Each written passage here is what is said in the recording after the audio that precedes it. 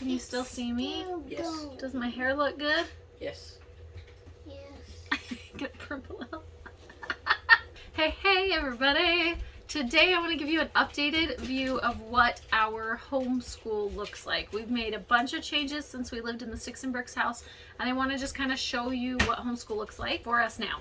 One of the beauties of homeschool is that there's not a one size fits all. You can make it look like whatever you need it to look like for that season of life. Before I do that, I just want to tell you thank you for sticking with me through my mental breakdown last week. Can't believe I did that publicly. You know what? I promised myself when I started this journey that I would be authentic and real, and that when life got hard, I wouldn't try and sugarcoat and put rose-colored glasses on and make it seem like everything's perfect, because it's not. Thank you for being patient with me. You guys are the freaking best. I love you. Okay, homeschool. We have a few bookwork things that each of the kids do. They each work on some math work. They each do a little bit of language arts, and then Porter does like dot to dots and mazes and things like that to just work on his dexterity. So they each have their own independent bit of work that they do at some point in the day. The next item that we always do every single day is we do journal writing. On this little whiteboard, I put the day's date, and then I put whatever our topic is for that day. Sometimes it's something deep and important, like the other day we talked about utopia. We've done stuff about Martin Luther King before on his birthday, or on the day that we celebrate him.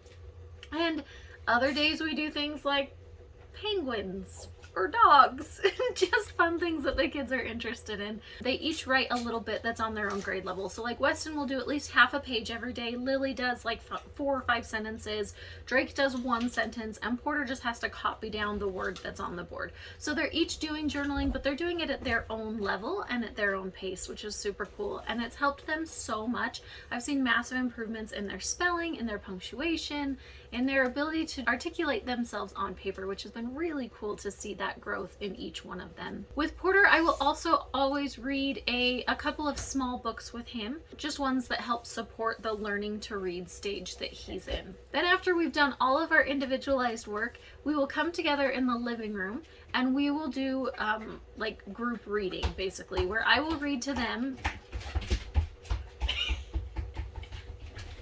Oh, dogs. Living in a shoebox with 3 dogs and 6 humans. It gets tricky. And it's loud. Anyway, we will do our reading time together.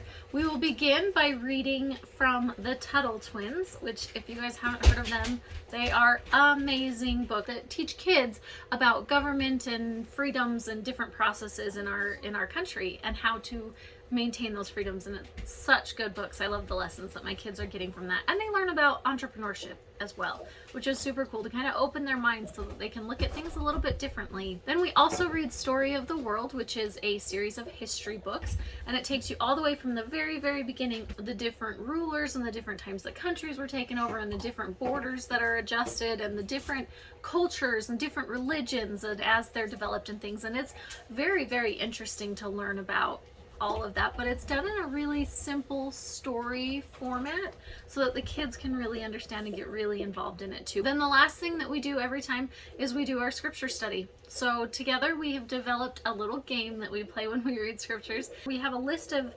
buzzwords is what we call them, and every time we see those buzzwords or something that means the same thing as our buzzword, then we will color them in the specific color that we have decided upon for that, which is such a fun way to help the kids like stay engaged in the scripture study and to really be listening to what they're hearing so that they can understand more.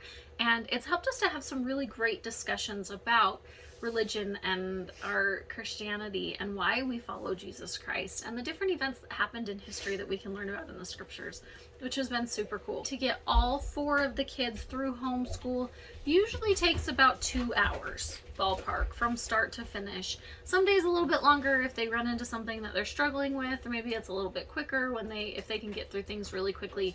We're not really using a set curriculum at all at this point. We've tried multiple different curriculums. We don't really have the space anymore for a bunch of computers like we used to have in our Sticks and Bricks house, and so I don't want to do a curriculum that's exclusively online.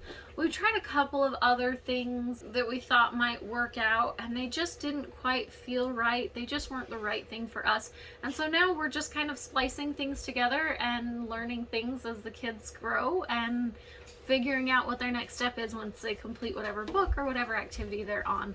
And it's actually working really well. Like, it sounds kind of insane because I'm just kind of winging it, making it up as I go. But I've seen so much progress in the kids because we're doing things in the way that works best for each individual child, rather than trying to fit them in a box. I'm letting them drive their education a little bit more. There's still a lot of support, there's still a lot of book work, so we're not unschooling. So any of you that are stressing out about that, that is not the case. But I'm really happy with where we're at with school. I've seen a lot more excitement from the kids because we're doing what they're interested in and we're focusing in on where their needs are, rather than saying, here's what you have to learn and here's a whole pile of curriculum to figure out. That's all I've got for you about homeschool. However, don't leave yet, because I want to tell you about my latest adventure. Look at this ridiculously cute shirt, you guys. My sister and I designed it together.